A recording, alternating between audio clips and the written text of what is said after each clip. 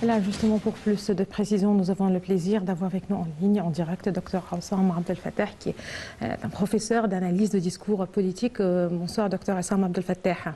Oui, bonsoir. Voilà, c'est une nouvelle base navale maritime, base militaire égyptienne, la dernière certainement en date sur la mer Méditerranée. Elle sera axée sur la sécurisation certainement du front nord et ouest du pays. Quelle est l'importance justement de cette base aéronavale qui a aussi certainement une certaine importance stratégique? Oui, c'est une base très importante sur le plan de la sécurité. L'objectif, comme il a dit le président lui-même, c'est de sécuriser les liaisons maritimes. Et puis, comme vous l'avez dit, c'est la dernière base militaire égyptienne en date, parce qu'il y en a deux autres, et qu'elle est proche des frontières libyennes, située, je pense, à 250 à peu près kilomètres d'Alexandrie. Et on sait très bien que la situation actuelle en Libye, c'est une situation de chaos parce que le pays est plongé dans un chaos et certainement l'Égypte veut vraiment sécuriser cette zone et d'où la nécessité vraiment d'instaurer, de mettre en place cette base navale. Il faut dire aussi que elle n'est pas récente, c'est-à-dire que c'est une base, disons, ancienne, mais qui a été restaurée, modernisée, où on trouve vraiment des bâtiments de guerre, une piste d'atterrissage, et il y a une salle d'opération, tour de contrôle, et même il y a aussi des équipements militaires. Donc il est très bien armé, très bien équipé, avec toutes les couleurs d'armes, toutes les formes d'armes. Et ça montre vraiment que l'objectif principal, c'est la sécurité. Alors là, d'où aussi on peut, par exemple, s'attendre aux exercices navals, par exemple, et aussi peut-être aussi exercices aériens, ça c'est des exercices militaires, je peux dire. Alors, si on l'appelle base de 3 juillet, c'est-à-dire que ça fait allusion en fait à la révolution de 30 juin et 3 juillet parce que les deux dates sont intimement liées, on le sait très bien. Très bien, voilà, c'est une cérémonie aussi assez importante. On a vu justement à des bâtiments de la marine égyptienne, on a juste pu en fait assister à tout un exercice militaire qui montre en fait les capacités de l'Égypte en matière certainement militaire. Oui, puisque il y avait tous les équipements militaires, il y a des frégates Bergamini, corvettes, sous-marins, aussi sous-marins d'attaque, des porte-hélicoptères, Mistral, c'est important. Donc, c'est-à-dire qu'il y a des armes très sophistiquées, des avions de combat, des hélicoptères, navires de guerre, bâtiments de guerre. Ça, c'est très bien armé, très très bien armé. Et donc, ça montre que l'objectif est un objectif de sécurisation. Docteur Hossam Abdel Fattah? Oui. Oui, très bien. Justement, c'est l'occasion peut-être de parler de la diversité des pièces qui forment aujourd'hui l'armée égyptienne, les forces armées, tout ce qui a rapport avec la force militaire de l'Égypte. On a vu justement, des pièces qui viennent de la France, peut-être de l'Allemagne, mais aussi de la Russie. C'était juste à diversifier les sources d'armement, ça on le sait très bien, mais c'était depuis le régime de Obama. C'est-à-dire que lorsque Obama a arrêté l'exportation d'armes à l'Égypte, mais l'Égypte depuis très longtemps quand même suit cette stratégie, c'est de diversifier les sources d'armement. Pas seulement des États-Unis, il y a aussi de la Russie, il y a de bons armements qui viennent de la Russie, il y a l'Allemagne, tous les pays de la Chine même, de beaucoup de pays du monde. Et je pense que c'est une bonne stratégie. Il ne faut jamais compter sur une seule source unique. Ça, c'est une très bonne stratégie, parce qu'on ne sait jamais. Vous savez que les conditions politiques changent d'un jour à l'autre.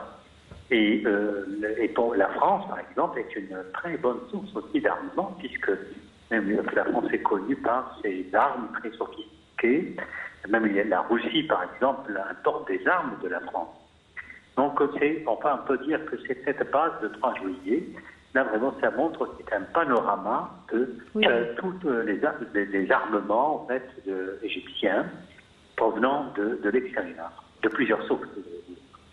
Très bien. Si la dimension stratégique de cette base navale consiste à sécuriser le pays dans la direction nord-ouest, justement, mais aussi préserver ses richesses économiques, il faut rappeler qu'il y a quelques années, l'Égypte, Chypre et la Grèce ont fait la délimitation de leurs frontières économiques à tel point justement qu'avoir des bases militaires. Voilà, ce n'est pas la première base militaire, vous l'avez justement précisé. Cette base navale n'est pas loin de la base militaire, par exemple, de Mohamed Naguib. Encore une fois, on parle aussi de sécuriser les richesses économiques de l'Égypte. Oui, moi je vous entends très mal. C'est-à-dire que j'entends péniblement la question. Mais je n'ai pas entendu la question. Voilà, on parle aussi en fait de sécuriser aussi les richesses économiques de l'Égypte, puisqu'il y a quelques petites années, l'Égypte, Chypre et la Grèce ont fait la délimitation de leurs frontières économiques. Oui. Oui. Mais enfin, je pourrais dire que l'Égypte en fait est dotée de technologies de pointe. Vous savez que c'est-à-dire que sur tous les plans militaires, hein, il y a des relations entre l'Égypte, la Grèce, l'Italie, même il y a des accords qui ont été conclus avec ces pays aussi. Il y a, par exemple, il y a même des manœuvres qui sont combinées avec tous ces pays. Il y a des manœuvres militaires, par exemple, avec la France, avec les États-Unis, hein, et même on a vu des manœuvres militaires aussi avec la Grèce, c'est vrai, puisqu'on sait très bien que là où se trouvent les gaz, les puits gaziers, dans des gisements de gaz naturels. Donc, l'Égypte, en fait, suit une politique stratégique de premier plan, c'est-à-dire renouer des relations très étroites, une coopération très étroite sur tous les plans militaires, y compris, bien entendu, avec tous les pays méditerranéens, dont la France, la Grèce, étant donné que la Méditerranée est devenue une zone stratégique très importante pour la sécurité. Tous les pays méditerranéens, en fait, sont exposés au danger. Enfin, on a la migration, à titre d'exemple. Il y a justement, et on a vu des conflits, par exemple, entre les différents pays méditerranéens. On a vu entre la Turquie et la Grèce, à un moment donné, sur les gaz. On a vu, par exemple, la Turquie envoyer des militaires en Libye. Vous voyez, c'est une région c'est un chaudron aussi important de conflits conflictuels entre plusieurs puissances. Très bien. Je vous remercie infiniment, Dr Assam Abdelfattah. Vous êtes professeur d'analyse de discours politique. Merci beaucoup de vos précisions. Là, on enchaîne en fait avec l'allocution que le chef de l'État, le président Abdel Fattah el-Sisi, a prononcée le 1er juillet, jeudi dernier, pour féliciter le président chinois Xi Jinping à l'occasion du centenaire de la fondation du Parti communiste chinois, qui a marqué un jalon historique très important dans l'histoire de la cause révolutionnaire chinoise. Les détails tout de suite avec Dalia Karam.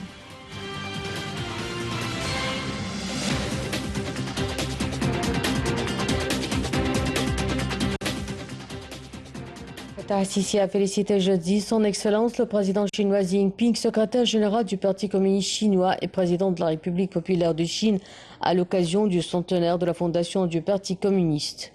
Dans son allocution prononcée à cette occasion, le président a exprimé sa fierté et son honneur de s'adresser au président Xi Jinping et au peuple chinois ami pour les féliciter à l'occasion du 100e anniversaire de la fondation du Parti communiste chinois. Ce grand édifice politique qui a dirigé avec succès la Chine et assuré son indépendance complète, a ajouté le président. Ce parti a créé une structure pour l'État chinois moderne en 1949, a poursuivi le président. Il a rappelé que sous la direction du Parti communiste, la Chine a réalisé un miracle économique, devenant ainsi une grande puissance internationale. Lors de leur réunion répétée, le président el-Sisi et son homologue chinois se sont engagés à renforcer les relations entre les deux pays amis, a déclaré le président el-Sisi. Et d'ajouter, aujourd'hui, il s'emploie à faire progresser la relation stratégique globale vers des horizons plus larges. Ainsi, la crise pandémique de Covid-19 a prouvé que la coopération entre les pays et la capacité de réaliser l'intégration et l'harmonie à différents niveaux sont des facteurs importants pour assurer la stabilité et la sécurité de la communauté internationale. Ce qui nécessite de redoubler d'efforts visant à échanger les expertises et l'expérience réussies et soutenir les capacités nationales face aux défis internationaux. Le président El-Sisi a salué le rôle positif et continu joué par le gouvernement chinois pour renforcer les capacités de l'Égypte face aux répercussions de la Covid-19. Le président a rappelé que le premier congrès national du Parti communiste chinois eut lieu le 23 juillet en 1921, qui est une date très chère aussi pour les Égyptiens. C'est la date du déclenchement de la glorieuse révolution égyptienne de 1952. Cette révolution qui a mis fin au colonialisme en Égypte soutenait tous les mouvements d'indépendance sur le continent africain. L'Égypte a été le premier pays arabe, africain et moyen-oriental à reconnaître la République populaire de Chine et les réalisations du Parti communiste chinois, ainsi qu'à établir les relations diplomatiques avec lui, a noté le président. C'est le 30 mai dernier que l'Égypte et la Chine ont célébré 65 ans de l'établissement des relations diplomatiques entre les deux pays.